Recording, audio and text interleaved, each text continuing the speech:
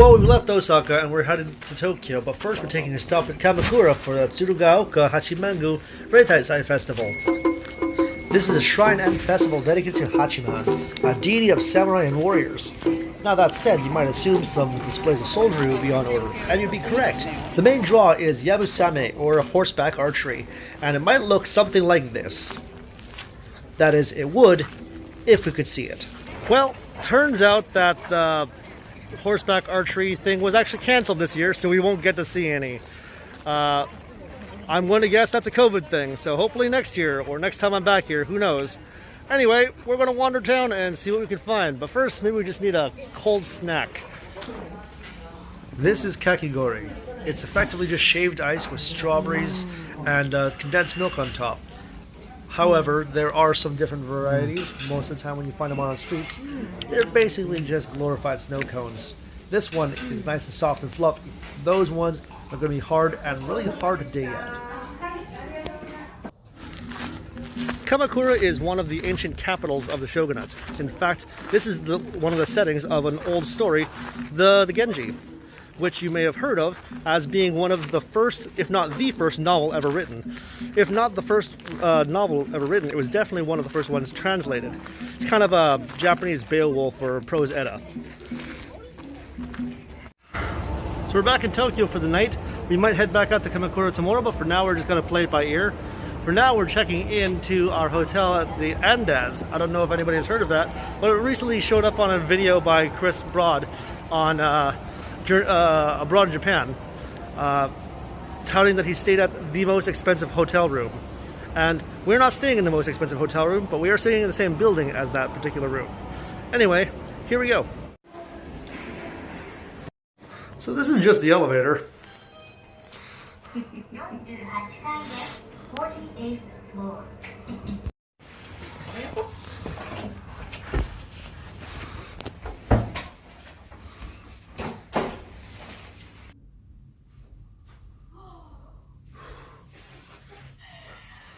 We're gonna have board meetings in here? Oh, wow. Let's take a look at this view. Neat.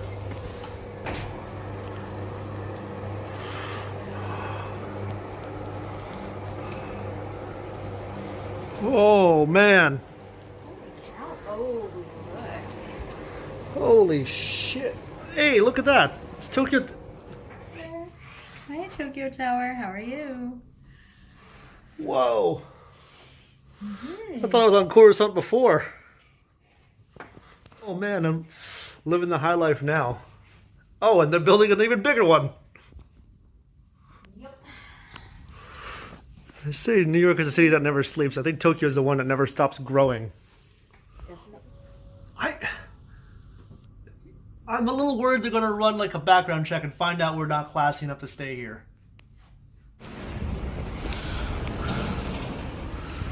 So, while Lacey goes and visits the Sailor Moon Museum, I'm going to wander and explore the neighborhood of Roppongi. I don't know a lot about Roppongi, except that it's a fairly exclusive area with a lot of very expensive shops and clothing stores and malls. I know there are a couple of interesting things, like there's Gonpachi, which is the izakaya that they based the hideout for the Crazy 88 and Kill Bill. We took a look at it last night, but it was way too busy. And the earliest reservation we could get was 10 p.m., so we're not going to be going there tonight.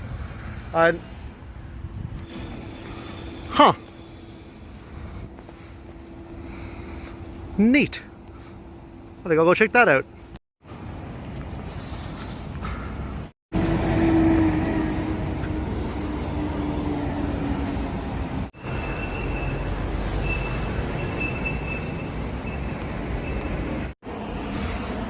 I'm getting closer.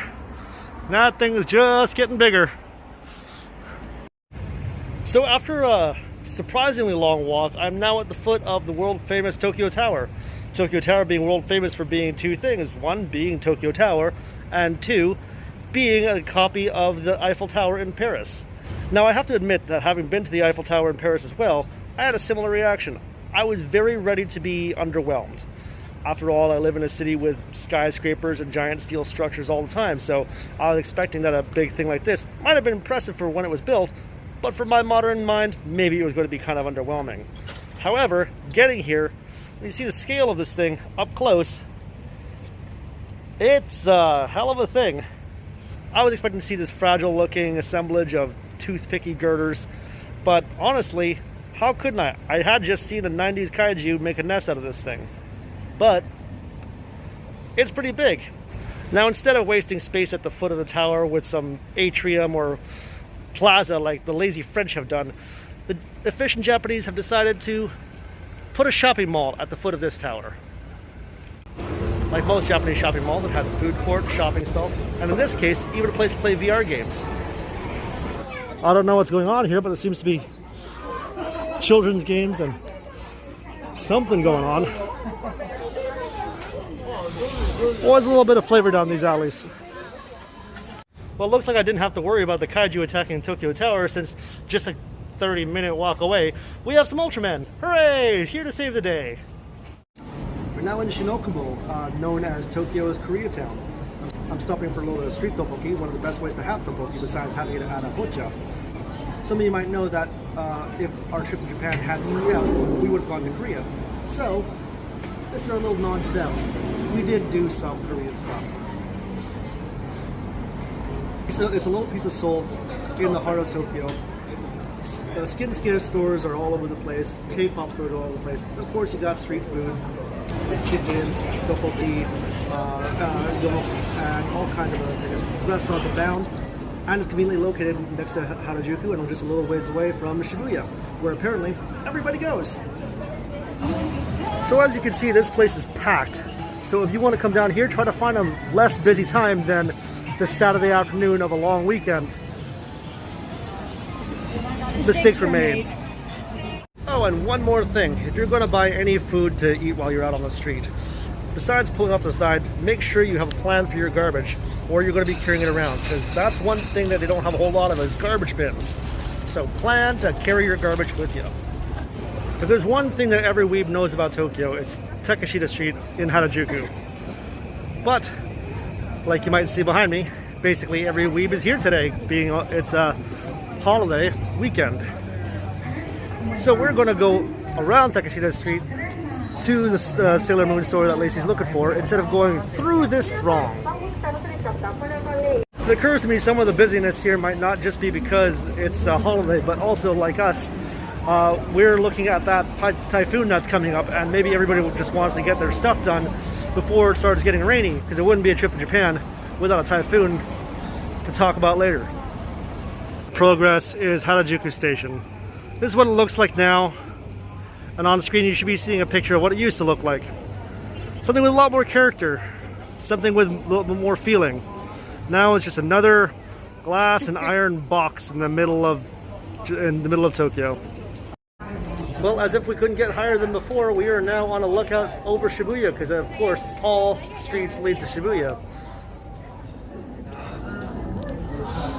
Well, that is the view from above Shibuya. Now you can't actually see the edge of the city because of a haze, and actually you probably couldn't see the edge of the city anyway because Tokyo is just that big. But that haze is indicative of the typhoon that's coming. At least that's my guess. Wow, from up here it's like you're on top of the world. Oh, I am. Top of the world, looking down on creation, because everything in creation is beneath me.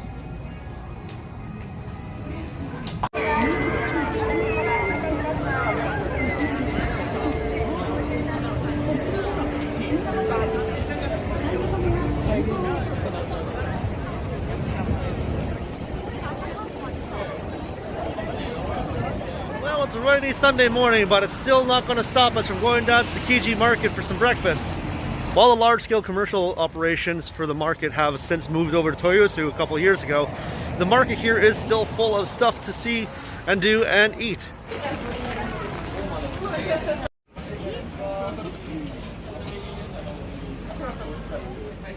Wagyu on a stick, huh? Hope it's better than the stuff we had over at Fushimi Inari. Or not Fushimi Inari, Yeah, no, Mizu. Was it? Oh, okay.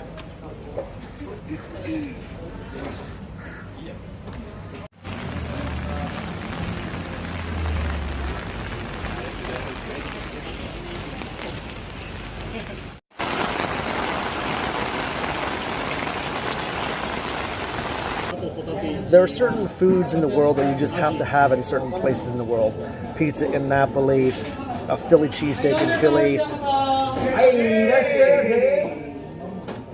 and of course, sushi in Japan. But of course, in Japan, if you're going to have it anywhere, it may as well be at one of the hot spots for where the fish used to come in. This is Tsukiji Market, and this is one of the sushi restaurants. We usually like to go to a very specific spot in Tsukiji, but unfortunately it's closed for the long weekend. So we're just going to have to try a new spot and expand our horizons a little bit. This appears to be one of the larger operations in the area. Usually you only have like 1 or 2 sushi cooks around at any one time. Usually just the one master and often one employee or his wife hanging around doing the thing. But there's a few of them here, and of course numerous tables. Usually it's just a counter. Hotate? There's a fish tank in the back there, and I don't know if those fish are really liking their odds. Breakfast of Champions. What a way to start the day. I wish I could say I could get used to that, but even ordering some of the $1 stuff, that's a lot of food. And I should probably not eat that much sushi first thing in the morning every day, as much as I want to. Oh.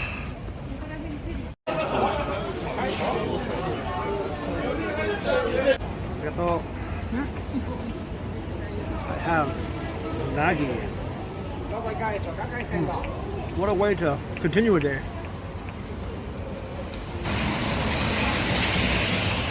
After a couple of wrong turns, we are now finally leaving Tsukiji.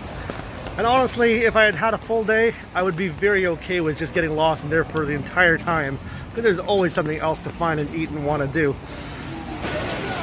I'm really thankful for the Shotengai right now, because if you can hear it, the rain outside is really coming down.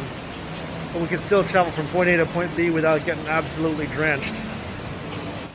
I've been removed from the whole anime thing for a while now. So it's a good thing we've come to Nakano Broadway, where I'm told that weebs of a certain age might be able to find things they recognize from their long ago youth.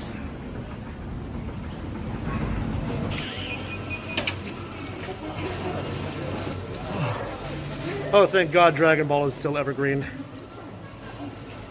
Well, the plan was to go to Kapabashi and then through Asakusa to get a Sky Tree, but unfortunately it seems the train that we came in on, the train line has partially submerged due to all the rain.